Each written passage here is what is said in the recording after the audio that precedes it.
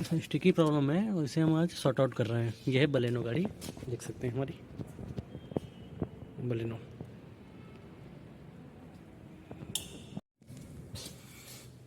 ये बलेनो है, देख सकते हैं ये सीवीटी गाड़ी है बलेनो की।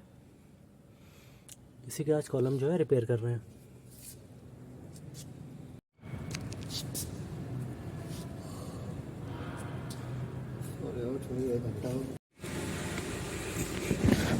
आफ्टर रिपेयरिंग देख सकते हैं ये पूरी फिटिंग हो गई है। वही बलेनो है हमारी, ये पूरी फिटिंग हो गई है। और देख सकते हैं ये जिस तरह आवाज़ आ रही थी वो अब कोई आवाज़ नहीं आ रही इसमें। कट कट की आवाज़ आ रही थी, फंसने जैसी चिपक रही थी। बिल्कुल स्मूथ हो गई है अब ये स्टीयरिंग। ये हमारी बलेनो है, देख सकते हैं ये रेडी हो गई है हमारी बलेनो।